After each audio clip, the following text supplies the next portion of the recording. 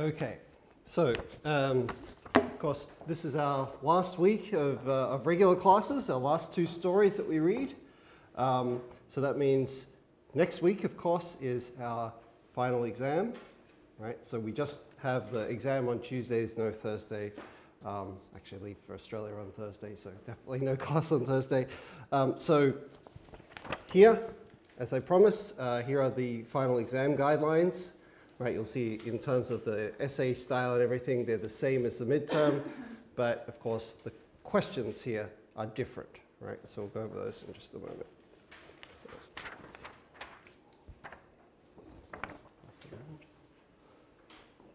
All right. So of course, just like we had in the first half, we had the two topics, folly and madness, and religion and superstition as the basis for the midterm exam, so to our final two topics that we've looked at in the second part of the semester, that of twisted love and that of vengeance, are the basis for the two questions that we have in the final exam, right? And in the same way, you need to look at least three of the stories from each section in the answers to your test questions. Okay. So let's take a look at those two questions. Write two short essays in response to these two questions. Number one, examine the conflict between reality and the perfect ideal in at least three of the stories from the twisted love section of the course, right? So we saw that this is a very, very common theme in those romantic stories, right? Is that people had a reality in front of them, right? But they were so obsessed with some kind of ideal that very often that they ruined or traded in or messed up the reality that they had in search of that particular ideal, right? So we saw, for instance, in The Birthmark, right, where Aylmer marries perfectly beautiful, wonderful wife in Georgiana, but then he becomes so obsessed with the ideal of removing just that one small blemish of the birthmark on her face that he destroys the marriage. Right? Or Zarazine, who is so obsessed with his ideal of creating, of having the perfect woman, that he's unable to see the reality of what Zambonella actually is. Right? So over and over we saw that theme of that pursuit of the ideal, of an unattainable, perfect ideal, right? And the way in which it ruined the reality of the characters' lives. Question number two, how do romantic authors engage the notion of human conscience, which means our sense of right and wrong? Use examples from at least three of the stories in the vengeance section to answer this question, right? So in other words, how do these stories from the vengeance section, obviously this vengeance has to do with justice usually, right? So how do they get us to think about these questions of right and wrong, right? Of conscience in those stories. Okay. So of course we've seen, we talked about at the beginning of this last section, very often the romantic notion of conscience tends to be about your own punishment, right? You tend to be the one that does something wrong, but your actions often lead to your own punishment as well. Okay. Not always, but quite often. Okay, so the same rules and the same basic strategies for success apply to this test as they did for the last one, and most of you did very well in the last test, although there are always some small things you can do to raise the quality of your work and therefore your grade. But so the basic things that you can do, you can first of all what you're allowed to bring in, just like last time. You can bring in your book, right, your reading book. You can bring in that one page of notes in the same format as last time. And again, you can ask me, right, ahead of the exam, are these notes okay? And make sure that they are, because otherwise they get taken away. But everyone did that fine just last time. And of course, pen or pencil to write with. Okay, you won't need any paper for this. And of course, finally at the bottom there, the same instructions as for the midterm, right? The 5-paragraph style essay first paragraph, introduction of your idea. The body paragraphs, the paragraphs 2, 3, and 4, are where you focus on each of the stories and one particular example or examples from those stories, right? It's very important to be specific, right? Don't just talk generally about the story, but try to choose something specific, a particular symbol or reference or moment in the story, just like we've been doing with the prep sheets in our discussion, and explain why it answers that question. Okay. Right, so are there any questions about the test? No questions? Okay, good. All right, so like normally I would, if you had questions for me in person to follow up, I could meet with you, but I'm actually going to a wedding in Malaysia tomorrow, and I'll be away from tomorrow till, well, sorry, not tomorrow, Thursday. We still have class on Thursday. After class, I'm going straight to the airport, going to a wedding, coming back on Monday, right? Then we have our test on Tuesday.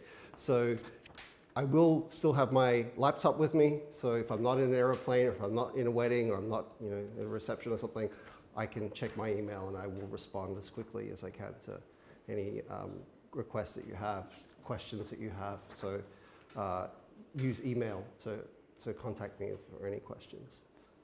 Okay? All right, good.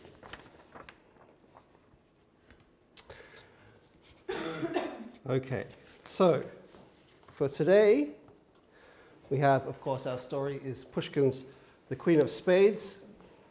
And when I was putting together this reading book, of course, our sources are all from the 19th century, right? And so that means if they're in English, they're out of copyright. If they're translations, they're often translations that have been made available to us for free by the people who have translated them, right? And so the main source that I took these stories from to put in here, that I copied them from, is a famous website called Gutenberg.org, right? Who make out of copyright or free texts available of classic texts that are out of copyright. So when I copied this story, I put it in there, and I was rereading it last night, and I was thinking, this story seems shorter, right? It's not that like they miss parts of the actual story, but this translation cuts out a lot of the detail that's in the story. So I went back and I took out I had it on Kindle at home. So I looked at the Kindle version that I have of The Queen of Spades, and it is longer. There are details, there are descriptions, for example, of the Countess's bedroom, right? There's certain paintings in there that are described and certain other clues that are given to us. So the essentials of the story are still intact in the version that we have. It's just that this translation has cut out, right, a bunch of the detail and a bunch of some of those symbols and clues and references that we could use in order to interpret this story, right? So this is almost like a sort of a shortened, abridged version of the story rather than the full story. So it's not that it's that much longer, but it is certainly much shorter than this original version. So be aware of that. If you come across a different translation, different version of the story, if you read it in the classics versions, right, you'll see that there's a lot more detail, and the story is a lot sort of more sophisticated than it comes across in this version that we have here. Okay, so I guess you kind of get what you pay for, right? This is the free version. This is the one that you paid for. All right. So in our story, let's go over what happens here. We have a number of characters, but of course there's sort of four main characters, right? We have the Countess, of course, right? And she is the grandmother to who? Grandmother of? Yeah, Lizaveta. And Tomsky, right? Well, Pavel Tomsky is his name. And of course, our central character is Herman. Yeah, right. So we have around those four main characters. are the central part of this story. Okay. Okay, and the story is told from what perspective? Eleanor? Third person, right? So not first person. We've seen often it's important, first person, third person, particularly in these romantic stories, right? But in this case, third person story. Okay, third person perspective. So let's go over what happens in our story. We have, we saw at the beginning, very similar to the last story where we saw like the soldiers sitting around playing cards and gambling and drinking. Instead, this time we have some soldiers who are sitting around drinking and playing cards, and they stay up all night playing, and some people win, some people lose. It's the nature of the game. Except that they notice there's this one guy, right? This one guy, Herman, who has been sitting there all night, right? Even though he's been there all night, he hasn't been playing. He's just been watching. He's been watching all these card games and sort of being a spectator and seeing what's going on. Oh, cool, like, oh, what a great hand, or, you know, how interesting, oh, he won a lot of money, he lost a lot of money, but he's not playing himself, right? And so they sort of like, well, Herman, why aren't you playing? What's going on? And he's like, no, it's interesting. I like watching, it's interesting, but I don't think I should play. Right, it's not, right. And so one of our main characters here, Tomsky, Pavel Tomsky, he says, well, you know, he's a German, right? You know these Germans, very economical, right, Gustav? Very economical, right? And so he's trying to save his money, and this is why he's doing it. Okay, so we'll see Tomsky's character is going to be an important one because he's mostly sort of put in the background of the story in many ways, but we'll see that he's a very pivotal and very important character to what happens in it.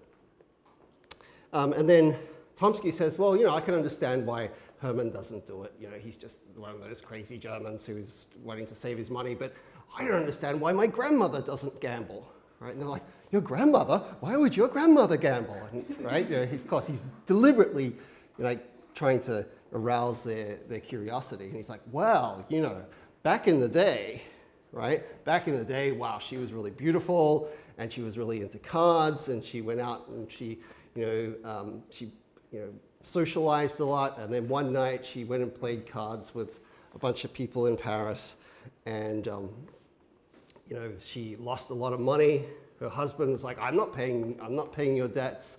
She went to, you know, a rich duke, and the duke is like, well, I can't really cover your debts, but I can tell you a little trick, right? And this trick is to use a certain combination of cards, and you'll always win, right? And so the Countess goes out, uses this trick, according to Tomsky anyway, right? Remember, he's the one telling this story. We don't know how reliable it really is. She goes out again, wins a bunch of money, right?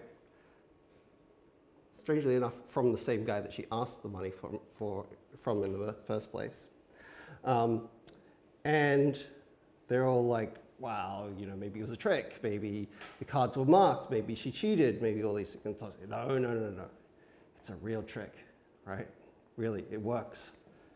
Okay, these 3 cards, oh, it's magic. Okay. And then he follows it up with another story about how a friend of the Countess's, right, got into big trouble, and so she told him the secret as long as he only ever used it once to get out of debt, and then never again, right? So Tomsky has told this story, this rather over-the-top story about his grandmother, the Countess, and how she has this secret trick, right? That means you could always win at cards. Okay. We then switch scenes to the Countess's house, and we see that Tomsky goes to see her, and he talks to her about the ball and how he wants to present a friend, with a friend who was hosting the card game in the first scene, right?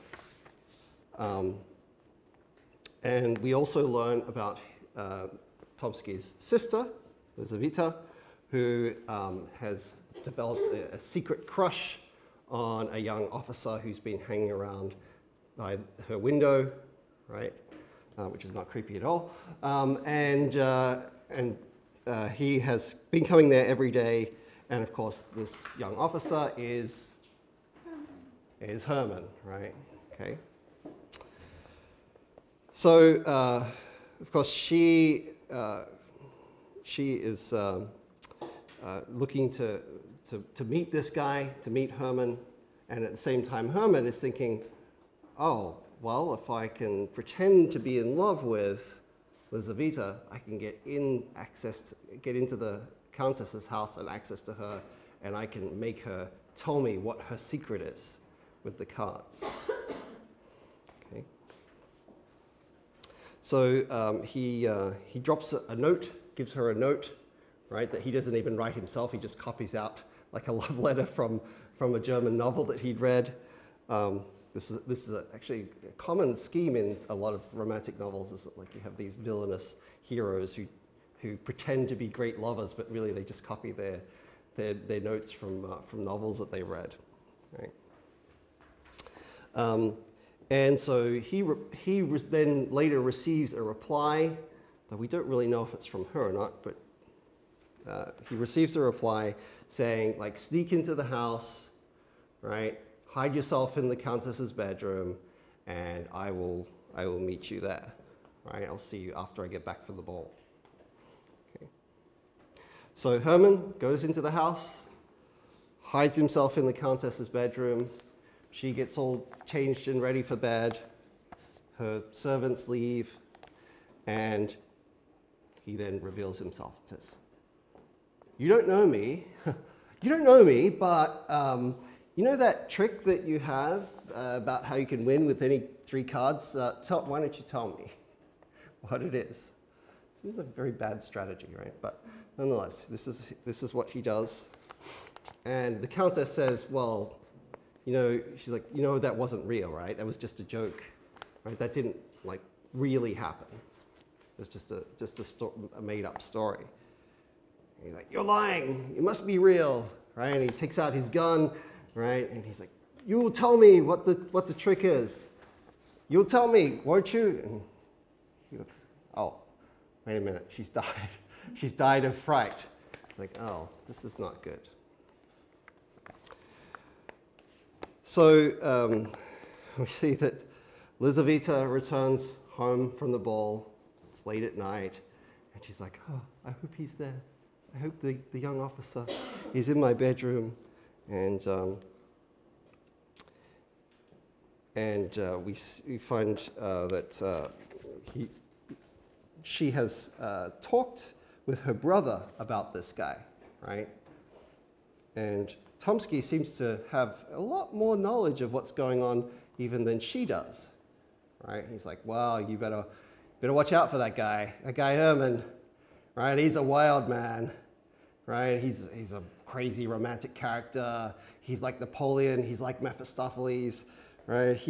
I'm sure he's killed at least 3 people, right? I'm sure he's done some bad things in his life, right? You better watch out for him. He's a bad boy, right?" Okay. So when she does finally meet him when he comes to her bedroom, she's like, where have you been? What's going on? You're supposed to be in my bedroom, right? I was supposed to meet you here. And he says, "Well, something kind of went wrong. I went to the Countess's bedroom, and she's dead, right?"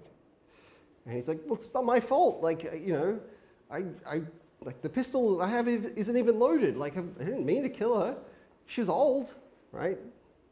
And so she helps him to get out of the house via a secret passage that she gives him the key to.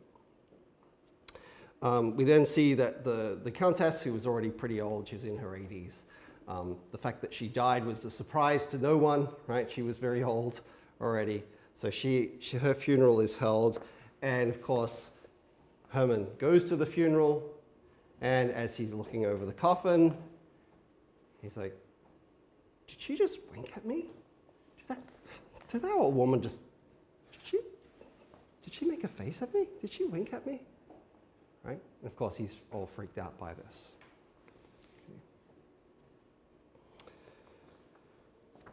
So he's very upset by this. He goes home, he has a few drinks, goes to bed, and he either sees or dreams, we're not really sure, a woman come in. She's dressed all in white. She looks like the Countess.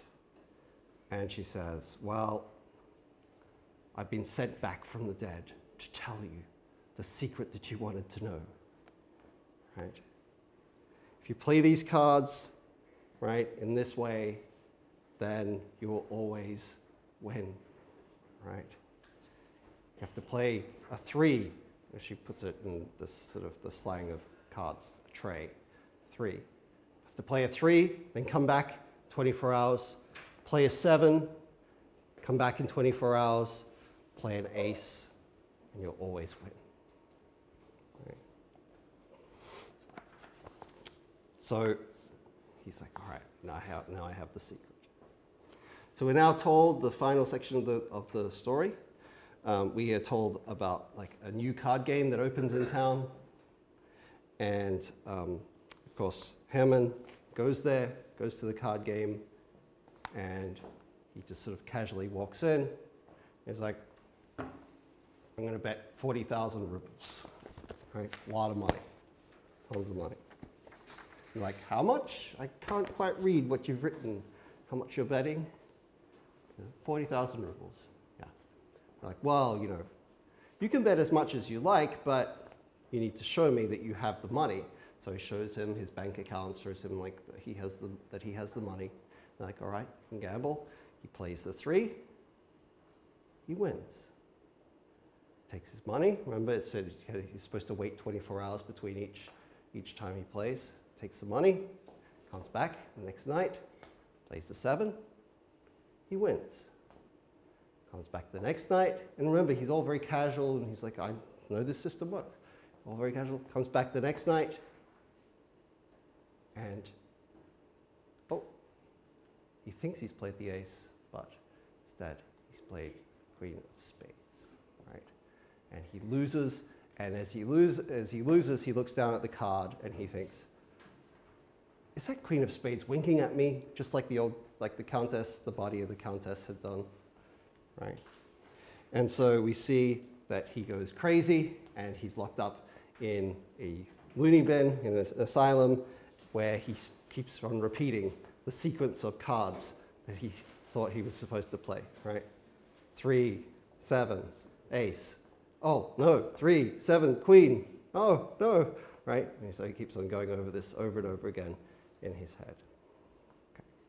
So as I said, the essence of the story is here in this translation, but there's a lot of description and a lot of other things that are sort of cut out of this particular version of it. So I recommend reading a different version if you want to read this story more carefully. All right, so let's take a look at some of the ideas and themes in this story. Okay. Now, one of the things that can be a little obscure to us since we are not Russian. I'm not Russian, but I've read a lot of Russian literature, particularly from the 19th century, is the status of someone like Herman within this community, right? And that's because there is a long history of ethnic Germans in Russia, right? So you can see the very most famous of them.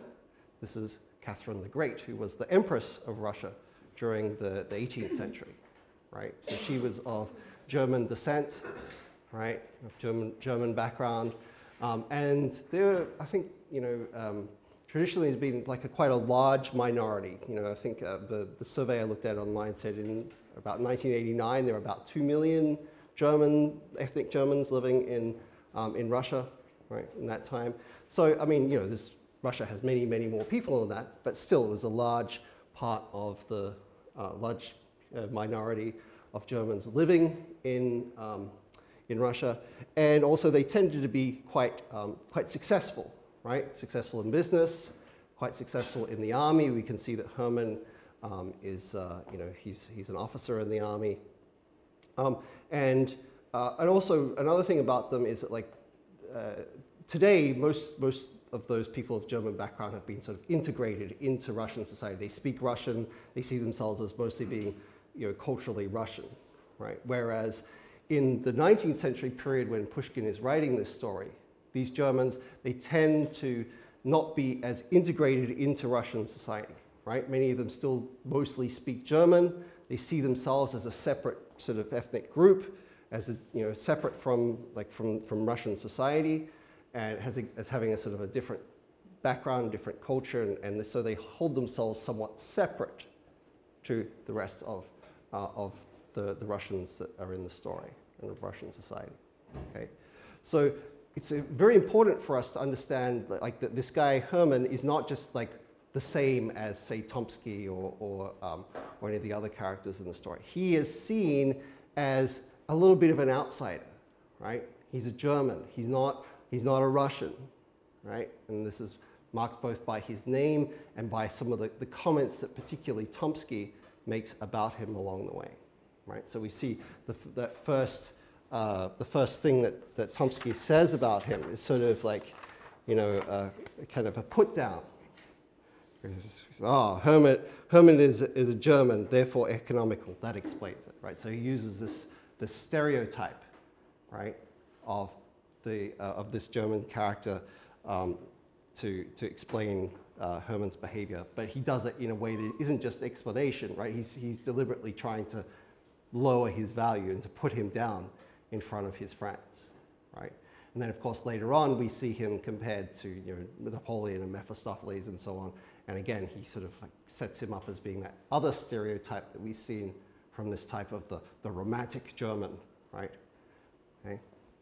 So it's very important for us to understand this outsider status that Hermann has in the story. He's German. He's part of this ethnic minority in Russia at the time. And so even though this is not uncommon, there are many Germans very successful in that time, in that society, nonetheless, he has this kind of outsider status, right? That he is sort of, we can see certainly Tomsky seems to resent him for that, right? So of course, you know, there are many people from many different places that have you know, established these sorts of communities. Think of like the Chinese, for example, are famous for having like they're going and establishing businesses and communities in places all around the world and being very successful at doing that, right? So this is very similar to what happens with the Germans in Russia, right? Okay, so this is an important part of the context to this story. Hermann is being a German and of German background. In the longer version of the story, the parts of the story that are cut out, we actually find out that Hermann's father had emigrated from Germany. So he was born in Russia, but his father was born in Germany, and so he was born and raised in Russia, but still has this outsider status. Okay, as we saw last time as well, right? We of course have the symbolism of the cards, right? And we saw that Pushkin used this in the last story in a much smaller way. Of course, it becomes a central metaphor to this story. And we said last time that cards tended to symbolize what? Cards as being a metaphor for life, right? So that life is, as it were, you get handed, you know, some cards. In other words, some qualities, some certain things that you are given to play with, right? So there's certain things that are an element of chance, right? So your gender and like where you're born and like what kind of family you're born into and the character of your parents and like how much money your family has and how educated they are, right? All of these things are a matter of chance, right? We don't get to decide, okay, I'll be born a man, I'll be born, you know, in Australia, I will be like, we don't decide those things, those are dealt to us like in a game of cards, right? And then of course, there are the other elements of cards is you have to also make choices with what you've been dealt. So there's the chance side and then there's the skill side, isn't there, right? So depending on which kind of card game you're playing, some games are purely chance and other games are a mixture of chance and of skill, right? So this metaphor, this symbol of the cards is used here again as being the symbol of how we approach life, right? And how it symbolizes how we think about the strategies which we use of skill to live our lives, okay? So, of course, within that, we can see, for instance, the way in which you play cards often reveals what kind of personality that you have, right? So if you're a more aggressive kind of personality, more extroverted and more, you know, going after a sort of, you want to win more, then you're also more likely to engage in sort of a risky bet, right? Because to win, right, you need to risk something in the game of cards, right? And of course, often in life, it's the same way, right? Sometimes you need to risk certain things, right? You need to risk that, you know, if you ask that guy or that girl out, that they're going to say yes or no. If you're going to apply for a job, you might be rejected. Or like all those things that we take risks upon, right? And we make choices about that may or may not fail, but if we don't take the risk, then we don't get the reward, okay? So of course, we see that this is very much illustrated in the mindset of Herman, right? What is his attitude towards risk? He doesn't like it. He refuses to have any sort of risk. So we see in the opening scene, of course, he refuses to gamble at all, right? He's like, no, I don't want to risk losing any money. It's really interesting to me, right? He's sort of watching from the sidelines. He's interested in the game, but he only plays it, doesn't he, when he believes that there's no chance of him losing, right? Is that a good attitude for life? Probably not, right? So being too risky, of course, in life and taking too many risks is a bad strategy since you might constantly lose. But, right, at the same time, Herman goes the other direction. He plays everything too safe to the point where he's not really playing. And so we see connected to that this question of like, what kind of experiences do we have, right? Do we, of course, the most rich and rewarding and the most character building kind of experiences that we tend to have are ones that we go through ourselves, right? Where we actually undertake something ourselves and we participate ourselves. Whereas if we just watch, right, like Herman does with the card games, right, then we tend not to learn very well. So this is the other weakness of Herman suddenly switching to being a card player, isn't it? Is that like those people who have played cards a lot and who have won money and lost money and so on, right? Their experiences teach them what is like the right kind of moves to make, how much money it's smart to bet, all those sorts of things, right? They learn from those experiences. Whereas Herman, he doesn't do that, does he? Right? Instead, he just goes from being, I'm not going to play at all, to I'm going to bet everything, right, that I have. And of course, he ends up losing. Right? So, in particular, there's a passage that was left out of our translation of the story that I thought was really quite crucial to explaining part of Herman's character, right? And this tells us a little bit about his background and also reveals to us more why it is that he behaves in the way that he does, right? So as I said, this gives us more ideas about who he is and what his context is that tells us about him. So Hermann was the son of a German, right? This is from the the broader translation of the story. Hermann was the son of a German who had settled in Russia and who left him some small capital sum. So his father was German, he died and left him a small amount of money, right? Didn't leave him with debts, but a small amount of money. Being firmly convinced that it was essential for him to make certain of his independence, Hermann did not touch even the interest on his income, but lived on his pay, right? So remember, he's got this money saved up, right, from his father after he died, his inheritance money, and he has it earning a little bit of money from, from stocks and investments and bonds and stuff like that. But even the extra money that he could earn from that, he's like, I'm not going to spend it, right? I'm going to keep that, and instead I'm going to live on the salary, the small amount of money that he gets for being a soldier. Okay? But lived on his pay, denying himself the slightest extravagance. But since he was reserved and ambitious, his companions rarely had any opportunity for making fun of his extreme parsimony. Parsimony means being sort of not spending much money, right, in this case. Okay.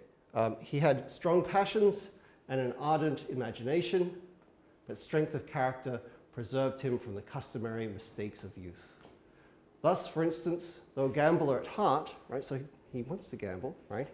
Though a gambler at heart, he never touched cards, having decided that his means did not allow him, as he put it, to risk the necessary in the hope of acquiring the superfluous. And yet he spent night after night at the card tables, watching with feverish anxiety the vicissitudes of the game. Right? So what this passage reveals to us is that this guy, right, says we're told he's a gambler. He's this is the kind of thing that he would love to participate in, right? But then he rather coldly and rationally decides, well, I don't have enough money. I shouldn't. And really, this is a good strategy if you can do it. But he's decides, no, I will not gamble at all, right? I will not gamble at all because I don't have enough money to do it. But then he's so obsessed with the game that he's like, but maybe if I just go and watch, right? If I just go and see people playing, that'll still be interesting to watch. He's, cool, look, he won that hand. Oh, look how much money he won, right? And he's following it like a sport almost, right? Where he's sort of watching people play and watching the game unfold. And yet he's like, no, I shouldn't, right? If I do, I will, right? I'll gamble everything away. So we see this reveals a lot about Hermann's character, doesn't it? That unfortunately was cut out of our translation. That he is this natural gambler, and the only reason that he's not doing it, right, is that he fears that he doesn't have the means to do it, right? We've seen this previously in other stories, right? Where think of the Dr. Heidegger's experiment, where we saw the old people. Right? What is the reason why they're not doing the naughty things that they did for most of their life? Right? We saw, their old age means that they can't do it anymore. Right? As soon as they're given their youth back and they can, do all the naughty things that they were doing when they were younger, suddenly they return to it, even though they pretend that they wouldn't. Right? Or in The Spectre Bridegroom, when we saw the bride's two maiden aunts, right, who are like, no, you must be a good girl. You mustn't flirt with men, right? We would never do that, except they did when they were young, right? And then when they got older, they changed their attitude, right? Because they weren't able to do that anymore. Okay? So we see there's this similar kind of thing here with Hermann, right? Is that he has this desire, this passion, but he represses it because he feels like, I don't have the capacity, I don't have the money to be able to do this. Okay. Now, we also see, of course, there are a couple of references in our story on page 225. Rather unexpectedly from everything that we've seen of Hermann, right? Because we've seen that Hermann, really, he seems kind of kind of, to me, kind of like fairly straightforward, boring, dull kind of person, right? You know, he's not really a romantic character in the sort of over-the-top sort of sense, right? There's nothing particularly extraordinary or exciting or anything like that about him. But Tomsky, right, and we'll see why he does this in a moment. Tomsky tells his sister, oh, you watch out for that guy. Oh, he's a bad boy, right? He's up to no good. I know he's been doing wrong things, right? He's like, oh, he's a typical romantic sort of character.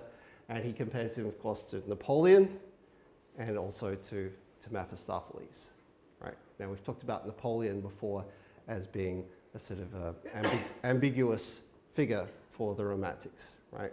On the one hand, they see him as this very talented, charismatic sort of person. On the other, they tend to see him as having squandered that talent. But so far, we've mostly seen Napoleon through the eyes of Balzac, who's French. Right? Pushkin, though, is not French, he's Russian. Right? And of course, that gives him a rather different perspective on Napoleon. Anyone know what famously happened with Napoleon and the Russians? He was in Siberia and like lost all his army because he wasn't prepared, right? Because it was really cold. Yeah, well, they didn't. Kind of.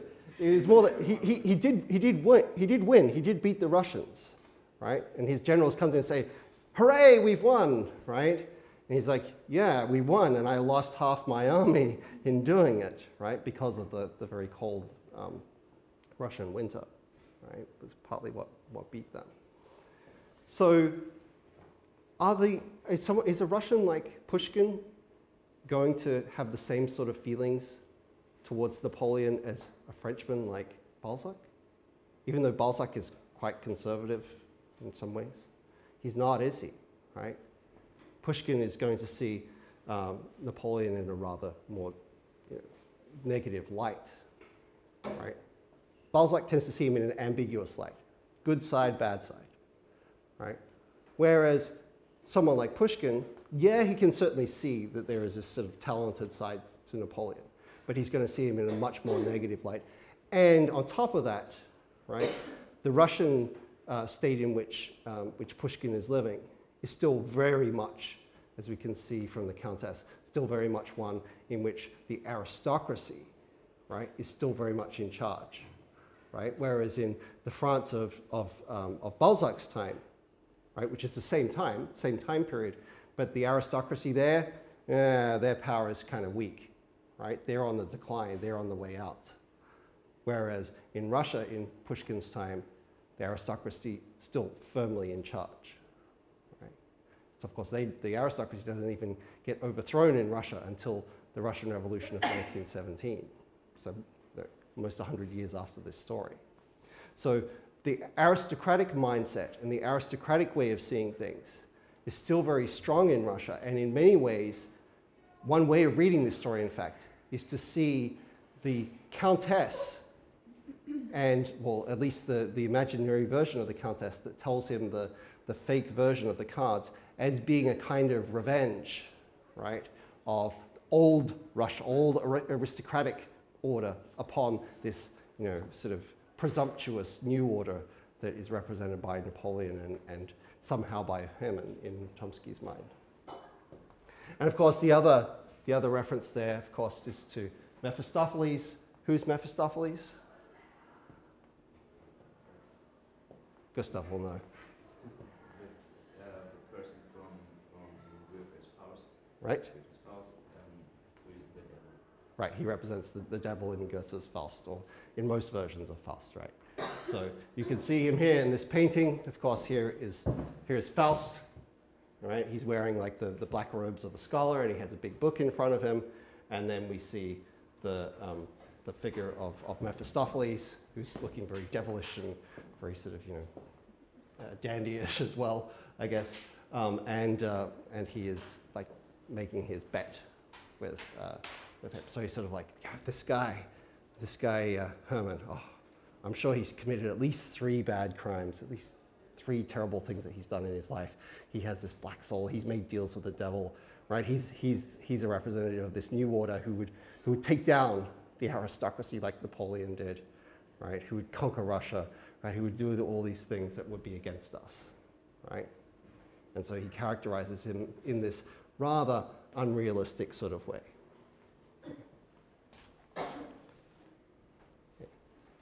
Now, one of the things to really notice about this story is, of course, that a big part of it is about manipulation, right? And in particular, I mean, we can see, of course, that, like, you know, part of the skill of cards, right, is about manipulation, right? When you play certain kinds of games like poker, right? What are you supposed to do in poker to manipulate other people? What's the chief method? Yeah, keep a straight face. So you don't say, oh, great, I got an awesome hand, right? Why? Because then everyone will say, oh, well, Peter's got a great hand. I'm out. I'm not going to play anymore. I'm not going to risk anything, right? Whereas if you keep a straight face, right, whether you have a good hand or a bad hand, you get everyone to keep playing, and it's to your advantage, right? So, of course, we see cards are about manipulation, right? We see that when the Countess is younger, right, and she has her money problems, right, she acts in this very manipulative sort of way, doesn't she? Right? She goes to the Duke of Orleans, and she's like, oh, can you give me some money, right? And we suspect, right, that that the Duke of Orleans probably said, yes, I'll give you some money if you sleep with me, but I can't just give you money, right? You have to win it, right? So remember, the card game that the Countess goes to and wins all this money from, he is the banker, right? He is the dealer, right? He's like, oh, wow, amazing. You won another hand. You won some more money from me, right? And of course, this is his secret way of giving her the money, right? By pretending that she won it from him, right? But I think the key to the manipulation that goes on in this story is, of course, the character of Tomsky, right? He plays a really key role because we can see from the very beginning that he's the one that through this, telling this story about his grandmother, that he's deliberately planting this seed in Herman's mind, right? That he's sort of like, you know, look at the way in which he says it, you know, at the beginning of the story. So that sentence I read before, he says, Herman is a German, therefore economical. That explains the Tomsky. And then, of course, he says something outrageous to stir up all of his friends, but also to gain the attention of Herman. He says, but the person I can't quite understand is my grandmother, the Countess Anna Fedorovna. Right? He's like, I don't know why she doesn't gamble. And of course, all of his friends are like, your grandmother, why would she gamble? Right? And then he tells this story that he appears to be telling it to like all of his friends to sort of entertain them about the past of his grandmother. But really what he's doing is he's sort of saying, hey, Herman, hey, you want to get involved, you want to find out a way to, to win and never lose, right? Right? And this of course, if someone came to us and said, would you like invest in a stock and it'll always go up, or do you want to invest in something where you will always make money?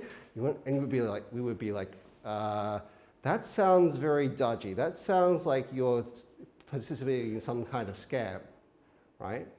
But because Herman does it in this way, because Tomsky does it in this way, where he tells all of his friends about this story, and he doesn't just come up to Herman and does it, right? Then we see that he's able to manipulate him into believing this story, right? And of course, we see that he already wants some kind of excuse to gamble, right? We see he's a gambler at heart. He already wants an excuse, right? And then the other parts of the manipulation that we can see going on in the background also have to do with his sister, right?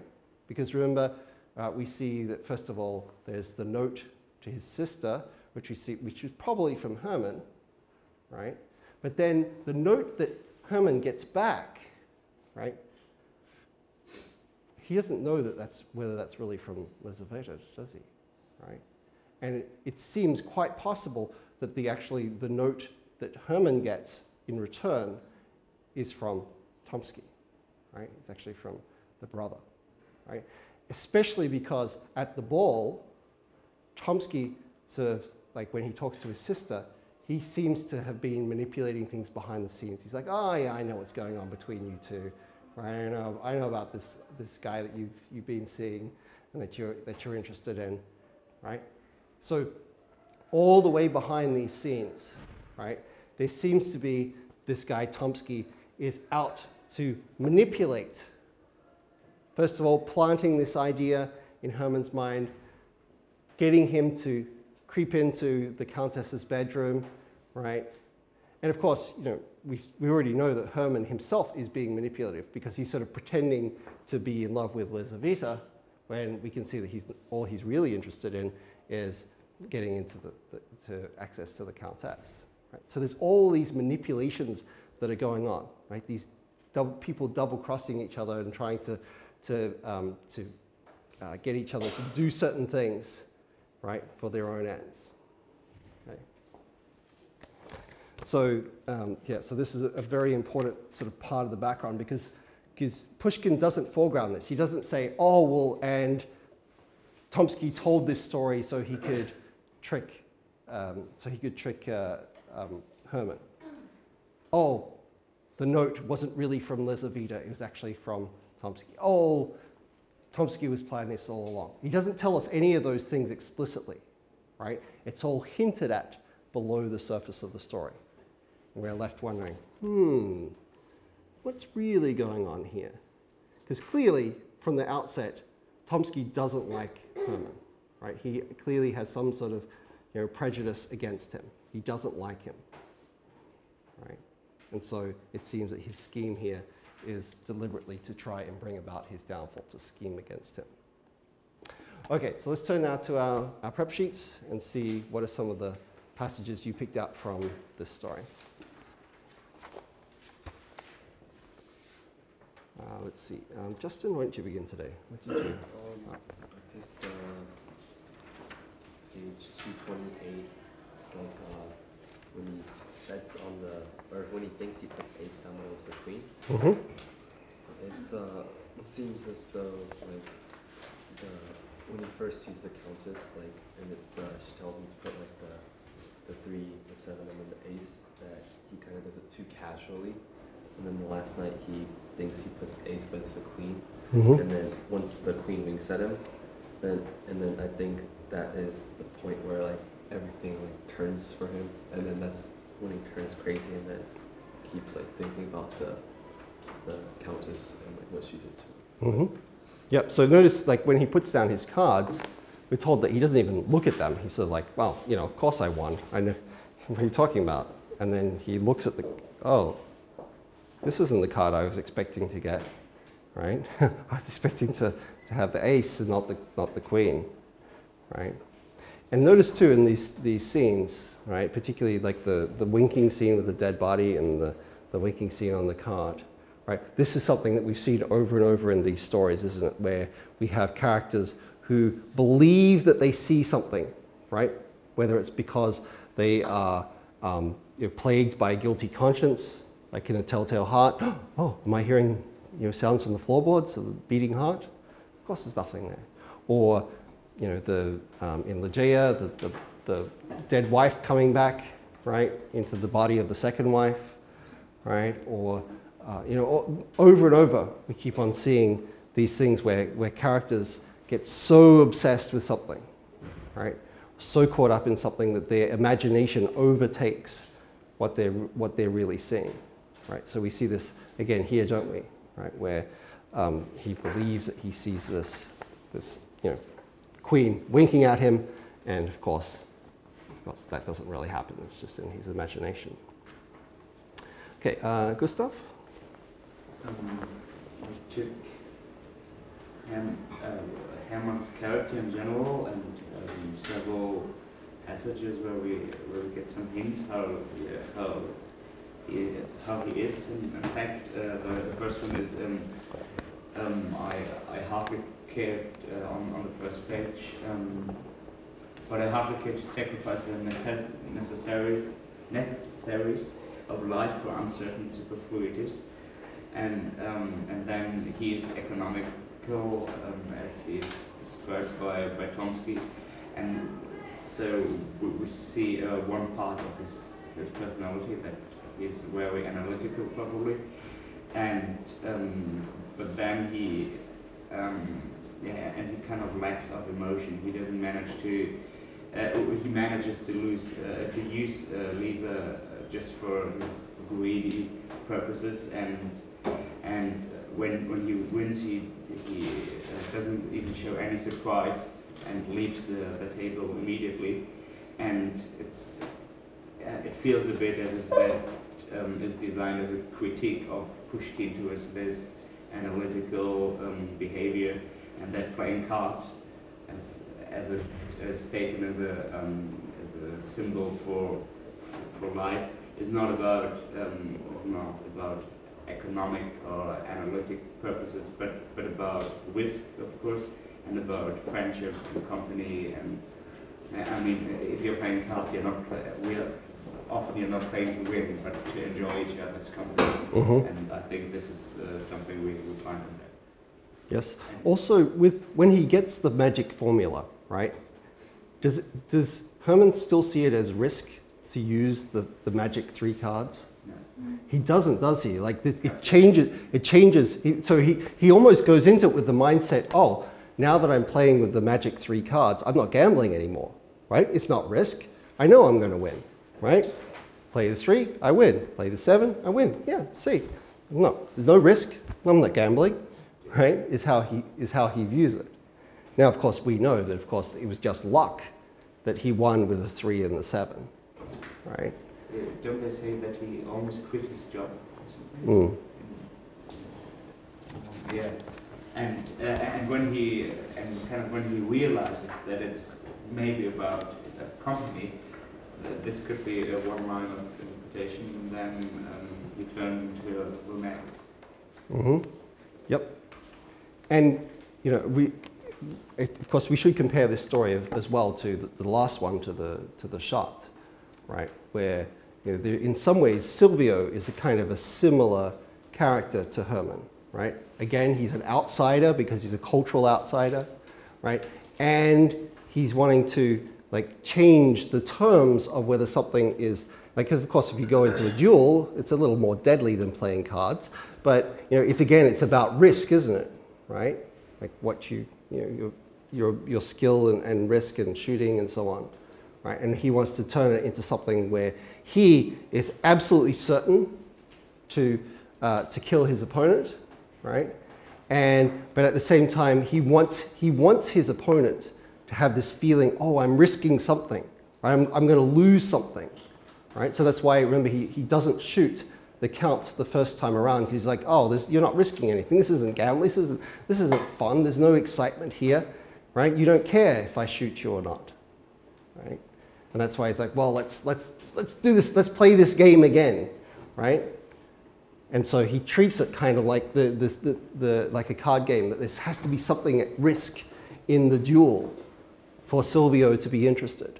And in the same way here, right? The sort of the excitement of the card game goes out of it for Herman, like when he actually comes to do it, because he's sort of like, oh, well, I have the magic 3 cards. Yeah, here's my 40,000 rubles. Yeah, I won. Yeah, that was easy. I'm back 7. Yeah, all right, 90,000. Right. So he doesn't see it as he's risking anymore, and therefore it becomes sort of like uninteresting to him. Right. He doesn't. Maybe also the function of a reference to Faust. Mm-hmm. Which is? This analytical thinking of Faust before he enters that pact. Right. Which we see. How does that connect to those romantic characteristics we talked about from the beginning? When we compare it to this story, we see that he risks something in that contract to right. Meet with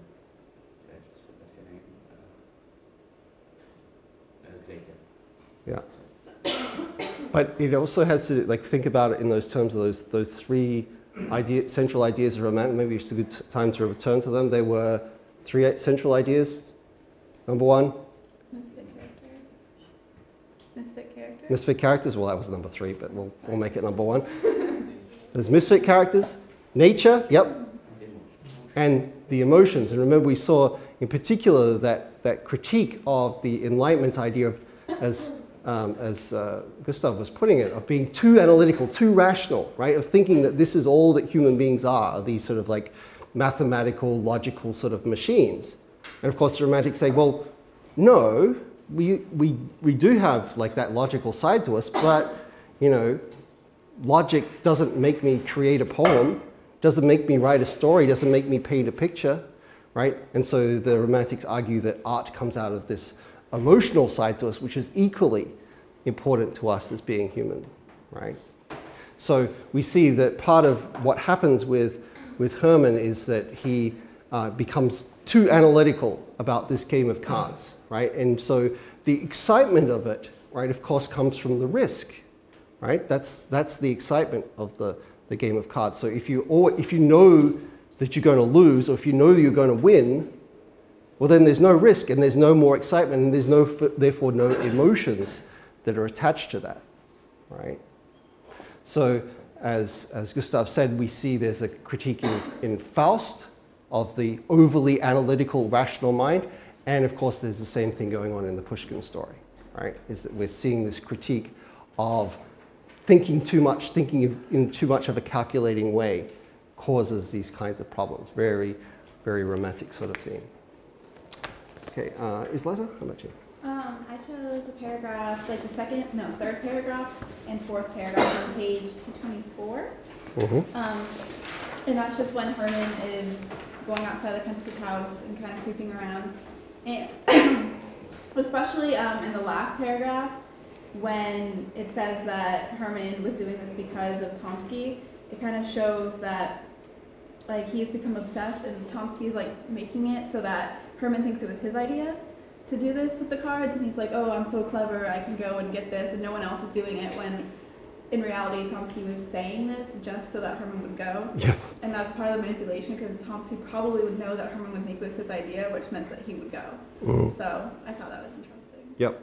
And the thing is too that like, I mean, and you hear this all the time when people fall for like, you know, scams and things that aren't, like they invest in things that aren't real.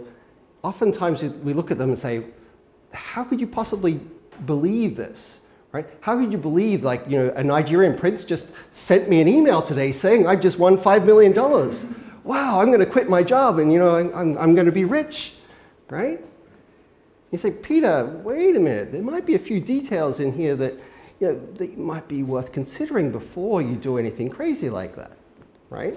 And the same kinds of things occur like with the way in which Tomsky manipulates Herman in the story. Right? If we go back to the first page of the story, 221, right, when he tells about his countess, right, his grandmother, the countess, he really lays it on very thick, right? He tells like all sorts of details about her life that we, like, if we were like more objective, we'd be like, yeah, this doesn't sound quite realistic, right? So he really lays on. So he in the long paragraph there on 221, right? He says, he tells us about like how his 60 years ago his grandmother was incredibly beautiful, right? Maybe she was, and she was referred to as the Muscovite Venus, right?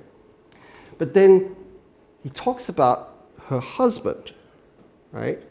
Sorry, not her husband, a friend of hers, the Count Saint-Germain, right?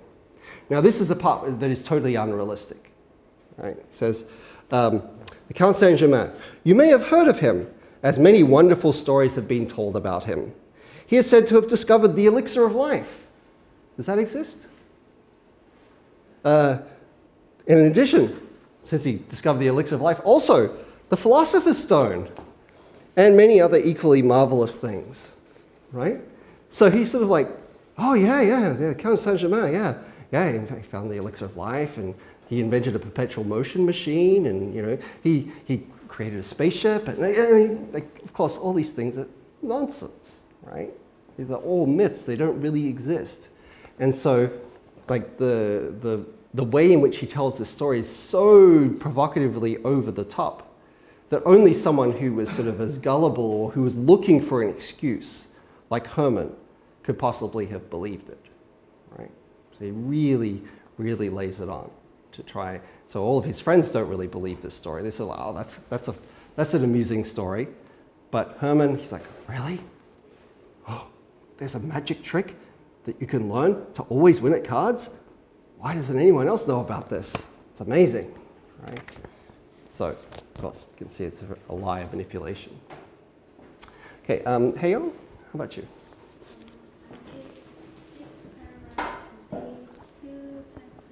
227? 226? 227. Oh, 227. But paragraph 6. Okay, got it. So, I think like the game of chance, life itself is unpredictable. Mm-hmm. However, because unpredictability scares Herman, he does not fully participate in life. Mm-hmm. Rather, he observes it from a distance, and his only goal is to conserve his inheritance. However, when he sees an opportunity to eliminate unpredictability, he becomes active, and after he learns the card's secret and uses it in the competition, he wins big, he loses everything, and ironically, I think it is life is unpredictability, and I think this kind of thing shows unpredictability. Yep, yep. And notice the words that I used here to describe his state of mind, right? They talk about fixed ideas, right, that become one fixed idea. And like this idea is actually, comes to us from French, idée fixe. But what it really translates to in English, a better translation of it would be obsession, right? Something you're obsessed with, you just can't stop thinking about it. Right? That's why it's a fixed idea. But to us, fixed ideas just sounds kind of fairly bland and not over. But when we say an obsession, we think, oh, something you just can't stop thinking about. You can't stop pondering over and going over it in your head. Right? This is what happens to Herman. Right? Is he has this obsession, and we're also told in this paragraph, right, that he feels like he has conquered fate. Right? Like that the chance can't beat him. Right? That he has overcome every obstacle that life could possibly throw at him. Right? Is this true? Can this be done? No. Right? So this is a repeated problem or repeated question about human life that like every culture has faced. You go back to like the Greek tragedies, right? The Greek tragedies mostly happened because humans believe that, oh, I'm in control. Oh, I'm in charge of things now. And then the gods come in and say, we're in charge. You're an idiot, right? You're a fool for thinking that you're in charge of things. We're in charge of things. And just to teach you a lesson about that, we're going to mess up your life, right? Is what happens in the Greek tragedies. Similarly, think back to the reference to Napoleon, right? Napoleon seems to be a very powerful figure, right? It seems that like everything he touches, succeeds, and yet, does everything work out the way he wants it to? No, of course not. Eventually, fate, chance, in fact, overtakes him in various ways, right? And the irony, of course, of this passage is that he is thinking that he's overcome chance, and yet, in some ways, like the way in which he's thinking about it is that actually it's chance that has given him this opportunity to overcome chance. Right? So, of course, this is one of the key lessons that Pushkin is getting us to think about here, is that like, just like many other authors have talked about this and thought about this, whether it's in literature, politics, whatever, is that there are always things that we can't control, that we can't expect, that we can't see, that could mess up. It doesn't matter how well prepared or how talented or how resourceful we are, sometimes we can fail just because things don't work out the way that they're supposed to, right? And that's what we see here, that Herman, he naively thinks that he can overcome circumstances and he can overcome fortune, right? He has the magic formula, but Of course, he doesn't. Right? And this is why partly why he ultimately fails. The other part, of course, is that the chance is, a lot of what he's encountering is not really chance. It's really manipulation by Tomsky, right? Who's playing with his ideas and playing with his motivations. Okay, we're out of time for today. So next time is our last class. Whew, yeah, so sad. And of course, the last prep sheet, which I'm sure you'll be crying at, you'll be thinking, oh, why can't I just have one more prep sheet?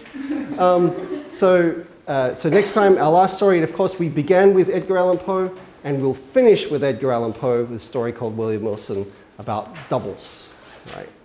So I'll see you on Thursday for that. Thank you, guys.